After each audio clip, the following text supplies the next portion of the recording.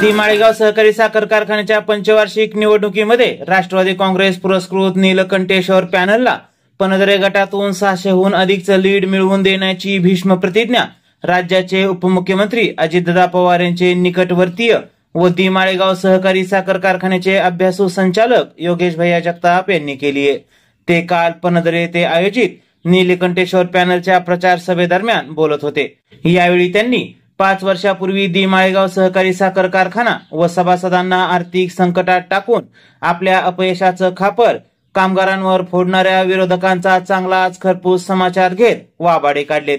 यावेळी त्यांनी भूतकाळाची आठवण करून देत फसलेलं एक्सपान्शन, इथेनॉल उत्पादन व वीज निर्मितीमध्ये आलेलं अपयश, निकृष्ट यंत्रणा, बिघडलेली अर्थव्यवस्था, कर्जबाजारीपणा, सभासदांचं झालेलं प्रचंड नुकसान व माळेगाव सहकारी साखर कारखान्याच्या प्रतिष्ठेला लागलेलं गालबोट या व अशा अनेक मुद्द्यांवरून विरोधकांची चांगलीच खरडपट्टी काढली आहे।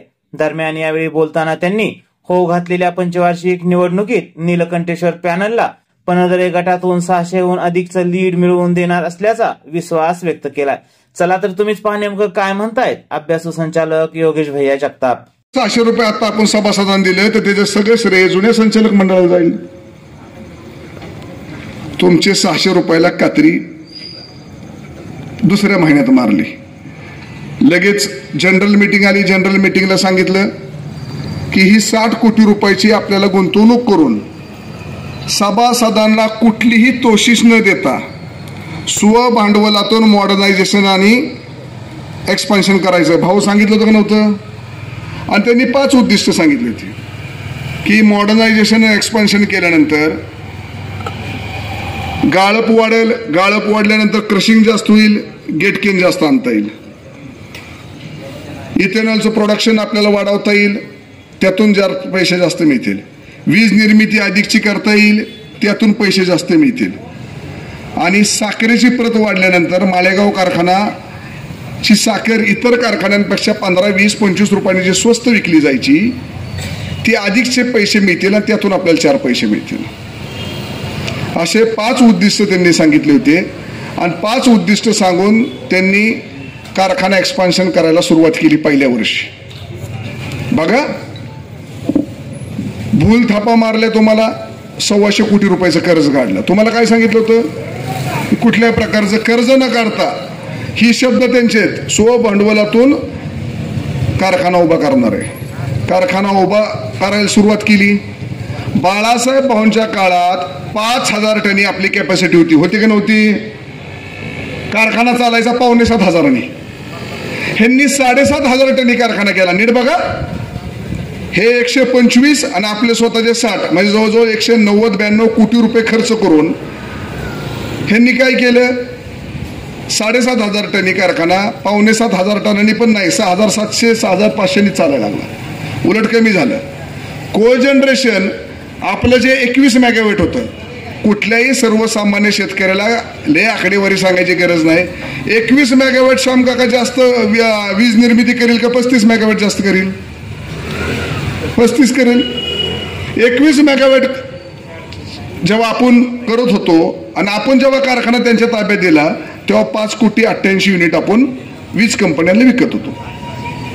ह्यांच्या ताब्यात कारखाना आला, 1 वर्ष जाऊ द्या, 2 वर्ष जाऊ द्या, 3 वर्ष जाऊ द्या, 5ही वर्ष 5,88,00,000 तर सोडाच, 35 मेगावॅट करून कधी ह्यांना 4.5 कोटीपेक्षा जास्त युनिट बाहेर एक्सपोर्ट करता आले नाहीत। 30 KLPDचे आपले 2 प्लांट होते, 30 KLPDचा 1, 30 KLPDचा 2, म्हणजे 60,000 क्षमतेचे आपले 2 प्राच्य चांगले चालणारे प्लांट होते। माळेगाव कारखान्याला त्या प्लांट मधून इतर कारखान्यापेक्षा महाराष्ट्रातल्या प्राच्य इथेनॉल आणि माळेगावचं इथेनॉल त्याचे श्रेय MD साहेबांना जातं। 2 रुपये अधिकचा प्रीमियम, म्हणजे महाराष्ट्रात 60 रुपये मिळाले आपल्याला 62 मिळायचे, महाराष्ट्रात इतर कारखान्यांना 50 मिळाले आपल्याला 52 रुपये मिळायचे। इतका चांगला चालणारा प्लांट, प्रीमियम आपल्याला देणारा प्लांट एका दिवसात भंगारात काढला। 30 कोटी रुपयाची गुंतवणूक केली आणि 60 KLPDचा प्लांट टाकला। आता 60 KLPDचा प्लांट टाकल्यानंतर सुद्धा त्यांना गेल्या 5 वर्षात 1.25 कोटीपेक्षा जास्त त्यांना इथेनॉल निर्मिती करता आली नाही। म्हणजे एक लक्षात ठेवा, क्रशिंग करता आलं का? नाही. इथेनॉल निर्मिती करता आली का? नाही. तिसरी गोष्ट, वीज विक्री करता आली का? नाही. आणि साखरेची परत तुम्हाला माहिती आहे 2020 पर्यंत कशा पद्धतीची साखर तुम्ही खाल्लेली. 2020 साली आपलं अजितदादांच्या माध्यमातून आपलं पॅनल आलं. आपलं पॅनल आल्यानंतर पहिल्या दिवशी अजितदादांचे 5 वाजता आम्हाला सगळ्यांना पाठव फोन आले की लगेच कारखाना स्थळावर जावा आणि ती गळती बिळती काय असेल ती थांबवा. आम्ही तिथं पोचायच्या आधी 5:30 पावणे 6 आम्ही सगळेजण, केशव बापू पण पहिले आले तिथं. पोचायच्या आधी VSIचे 3 अधिकारी अजितदादांनी कारखान्या स्थळावर पाठवले होते.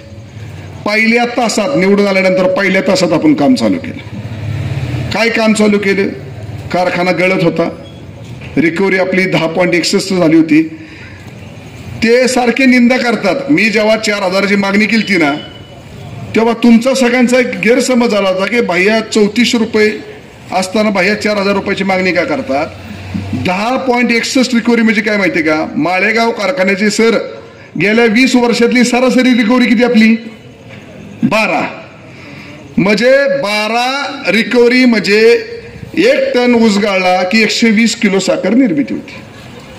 ह्यांच्या काळात ह्यांनी काय केलं? 1 टन ऊस गाळला आणि 106 किलो साखर फक्त निर्मिती केली. म्हणजे 14 किलो साखर कमी झाली. किती? 14 किलो. त्यावेळेस साखरेचा भाव 3100 रुपये होता, पण 3200 रुपये साखर विकली जात होती. त्यावेळेस 3100 रुपये MSP होता, 3200 रुपयांनी साखर विकली जात होती. त्याचा जर आपण 3200 गुणिले 16 केलं तर जवळजवळ 500 रुपये फक्त गळती झाली नसती आणि ह्यांनी रिकव्हरी नीट मेंटेन केली असती, 500 रुपये तुम्हाला मिळाले असते. ह्यांच्या चुकीच्या कारभारामुळं, निकृष्ट दर्जाच्या यंत्रसामुग्रीमुळं, घाई गडबडीने घेतलेल्या निर्णयामुळं तुम्हाला प्रत्येकाला तेवढं नुकसान झालं. आज त्यांना शेवटच्या वर्षी आम्ही जाब विचारला की का रे बाबा कारखाना नीट चालना, का गळती होती, का इथेनॉल पूर्वीसारखं निघत नाही, का वीज निर्मिती होत नाही. ह्या बहादर चेअरमनाने त्यावेळेस उत्तर देताना सांगितलं की यंत्रसामुग्रीत कुठली चूक नाही, ही मानव निर्मित चूक आहे. मानव निर्मित चूक म्हणजे काय? कामगार कमी पडले, कामगार नीट काम करत नाहीत म्हणून ही सगळं अडचण आली. 2020 साली तेच कामगार, तेच अधिकारी, फक्त संचालक मंडळ नवीन आल्यानंतर तो कारखाना आज 6,700 चालणारा कारखाना 9,700 3,000 टन डेली क्रशिंग वाढवलं. 3,000 टन. आपलं ॲव्हरेज मागच्या वर्षीचं ह्या वर्षीचं ह्या 9,000च्या आसपास आहे. सातत्याने 9,000 तो कारखाना चालवला आणि गेल्या 2 वर्षात 2 सीझनमध्ये माळेगाव कारखाना ह्या महाराष्ट्रातला एकमेव कारखाना आहे संजू दादा की ज्यांनी 1 मिनिटाचं स्टॉपेज न घेता अविरत साखर ऊस गाळला. 1 मिनिटाचं स्टॉपेज न देता. हे कशामुळं घडलं? हे ह्याच्यामुळं घडलं की गेल्या 5 वर्षामध्ये या कारखान्याच्या संचालक मंडळाने त्यांनी केलेल्या घाईगडबडीच्या निकृष्ट दर्जाची जी यंत्रसामुग्री आणली होती त्यामध्ये अजून सक्षम करण्याकरता टिपलर टेबलपासून, गव्हाणीपासून, फायबरायझिंग मोटरपासून, रोटरी स्क्रीनरपासून, सल्फर भट्टीपासून, इव्हॅपरेटिंग बॉडी म्हणजे जिथं ज्यूस उकळला जातो, सेंट्रिफ्युगल मशीन, पॅन, हॉपर, सायलो, अगदी वेईंग मशीन आणि डस्ट कॅचर, म्हणजे कारखान्याचं A टू कारखान्याच्या Z पर्यंत साधारणतः अंतर्गत 70 कोटी रुपयाची भांडवली गुंतवणूक तुम्हाला कुठलीही तोशिष न देता 70 कोटीची भांडवली गुंतवणूक आपण आतमध्ये केली आणि 30 कोटीची भांडवली गुंतवणूक आपण कारखान्याचं जे शेड आहे 15 कोटी रुपयाचं, परत 5 कोटी रुपयाचं godown, STP plant, ETP plant, असं 30 कोटीची गुंतवणूक बाहेर केली. आणि ह्या सगळ्या गुंतवणूक करत असताना साधारणतः 105 कोटीच्या आसपासची गुंतवणूक होत असताना फक्त मध्य मुदक आम्ही 22 कोटी रुपयाचं कर्ज काढलेले, बाकीचे 80 कोटी तुमच्या कष्टाचे आणि तुमच्या घामाचे पैसे आम्ही अंतर्गत वापरलेत. पण हाच जर कारखाना व्यवस्थित असता तर ते 80 कोटी रुपये सातत्याने परत तुमच्या खिशात आले असते. हे कुणाच्या चुकीमुळे तुमच्या खिशात आले नाही. आणि आम्ही काय केलं? फक्त कारखाना नीट चालवला नाही, गेल्या 5 वर्षात ह्यांनी काढलेल्या 125 कोटी रुपयाच्या कर्जापैकी तुमच्याशी बोलत असताना 98 कोटीचं कर्ज वेळेवर फेडलेलं आहे. त्यांनी काढलेलं कर्ज त्यांनी काढले, हप्ते आपण फेडले 98 कोटी रुपयाचे. म्हणजे एकीकडे कारखान्याचे हप्ते फेडले, दुसरीकडे भांडवली गुंतवणूक केली आणि तिसरीकडे तुम्हाला महाराष्ट्रात गेल्या 3 वर्षात सर्वात जास्त भाव द्यायचं काम केलं. हीच जर का चुका झाल्या नसत्या, याही पेक्षा चांगला भाव तुम्हाला गेल्या 5 वर्षात देता आला असता. आम्ही काय केलं तुम्ही म्हणताल, नेमकं तुम्ही काय केलं? तर आम्ही साखरेचं उत्पादन वाढवलं, क्रशिंग वाढवलं, वीज निर्मिती तेच अधिकारी आणि तेच कामगार. कामगारांना विश्वास घेतल्यानंतर कामगार काय करतात बघा, 4.5 कोटी आपण विकायचो. आपण गेल्या वर्षी, या वर्षी जरा सीझन लहान होता, गेल्या वर्षी आपण 8.25 कोटी युनिट, 8.25 कोटी म्हणजे जवळजवळ डबल युनिट आपण जास्त निर्मिती केल्याने विकल्या. MD साहेब, तुमच्या नेतृत्वाखाली, तुमच्या मार्गदर्शनाखाली आपण 2,17,00,000 लिटर इथेनॉल आपण बाजारात विकलं. 1 कोटी लिटरने आपण त्यांच्यापेक्षा विक्रम मोडला. किती लिटर? डबलनी. म्हणजे प्रत्येक गोष्टीत आपण त्यांच्यापेक्षा डबलनी काम केलं. आता तुम्ही म्हणताल एवढं सगळं केल्यानंतर आम्हाला 2 पैसे का नाही मिळाले? तुम्हाला निश्चितपणे चांगला भाव देत असताना ह्या सर्व गोष्टी दुरुस्त करणं देखील तेवढंच गरजेचं होतं. आज विरोधक काही बोलायचं म्हणून बोलत असतात. अजितदादा विरोधात तक्रार करतात की महाराष्ट्राचा मुख्यमंत्री खाली काय येतोय, महाराष्ट्राचा मुख्यमंत्री खाली आल्यानंतर काय होणार आहे? मित्रांनो, हा महाराष्ट्राचा मुख्यमंत्री नाही तर या देशातला सर्वात मोठा ऊस आणि साखरेचा जाणकार आहेत. दादांनी एवढं ज्ञान आणि दादांचे फायदे काय होतात आजच तुम्ही सकाळमध्ये पेपरमध्ये वाचले. काल 9,000 रुपये ते AI साठी जे 25,000 रुपये देणार आहेत, राज्य शासनाने 9,000 रुपये उचलले, भार उचलला. VSI 7,000. VSI कुणाच ताब्यात आहे? पवार साहेबांच्या दादांच्या. म्हणजे शेतकऱ्याचं 75% भार दादांनी कालच उचलला. या माळेगाव कारखान्याला सर्वात मोठी अडचण गेल्या 35 वर्षात एक होती, ती तुम्हाला कुणाला माहित नाही. आपण 2 भाव देणारा कारखाना आहे. आपण शेतकऱ्यांना एक भाव देतो आणि गेटकेनला एक देतो. 2 भावाची तफावत असल्यामुळे दरवर्षी आपल्याला इन्कम टॅक्स बसायचा. ह्या इन्कम टॅक्सची रक्कम मागच्या वर्षीपर्यंत 550 कोटी रुपये इतकी झाली होती.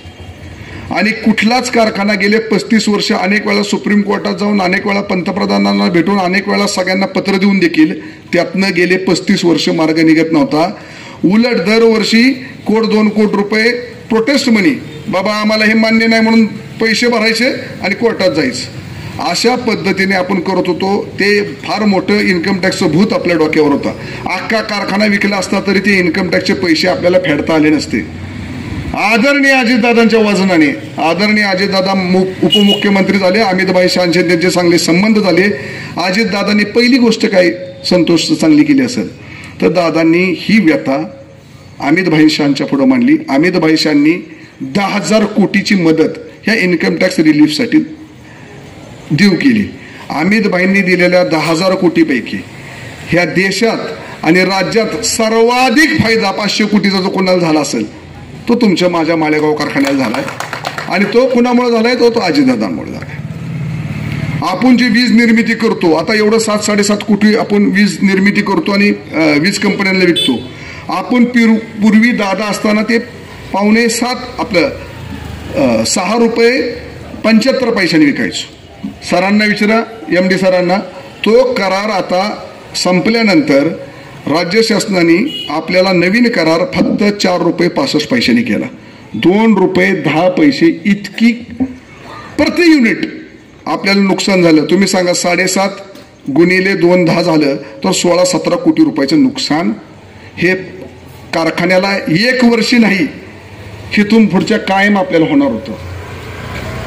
अजितदादामध्ये उपमुख्यमंत्री झाल्यानंतर मागच्या म्हणजे निवडणुकीच्या आधी दादा जेव्हा 6 महिन्यापूर्वी उपमुख्यमंत्री झाले, लाडकी बहीण योजना जाहीर करायच्या आधी, पहिल्या कॅबिनेटमध्ये दादांनी काय निर्णय घेतला? पहिल्या कॅबिनेटमध्ये की हे जे भाव कमी झालाय वीज विक्रीचा, त्यामध्ये राज्य शासन शेतकऱ्यांना नुकसान होऊ नये म्हणून कारखान्याला प्रति युनिट 1.5 रुपये अनुदान देणार. किती रुपये? 1.5 रुपये. त्यामुळं परत आपले 13-14 कोटी रुपये आपल्याला रिकव्हर झाले आणि मागच्या वर्षीचे 6 का 7 कोटी रुपये आपल्या कारखान्याला जमा पण झाले.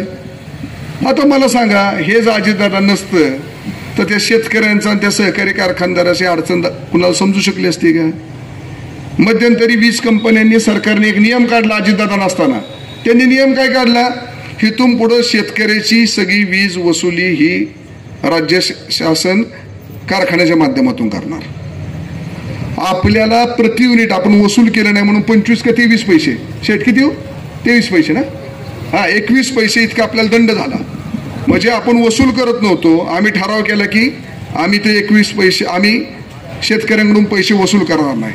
त्याचा दंड आपल्याला किती होता प्रति युनिट? 21 पैसे. अजितदादा आल्यानंतर 21 पैशामध्ये सुद्धा आपल्याला दिलासा द्यायची भूमिका दादा आता घेणार आहेत. हे कोण, दुसरं कोण करतं? आणि मित्रांनो, तुम्हाला एवढंच सांगतो, तुम्ही घरातली मंडळी आहेत, राजकारणाच्या जागेवर राजकारण करू हा आपला प्रापंचिक विषय आहे.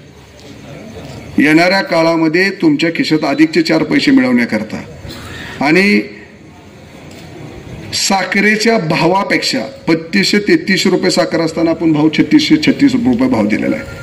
त्यांच्या काळात 2017 का 18ला 3200 रुपये साखर होती, 2800 रुपये भाव काढलाय. गणित बसून अधिकचा नवा पैसा शेतकऱ्याच्या खिशात कसा जाईल यासाठी जे प्रयत्न करतायत. आणि आता अजितदादा येणार आहेत. अजितदादांचं एक वेगळं पालुकत्व आणि एक वेगळा अंकुश, चुकल तिथं अंकुश राहणार आहे आणि त्याचा फायदा शेतकऱ्यांनाच होणार आहे, दुसरं कुणालाही होणार नाही.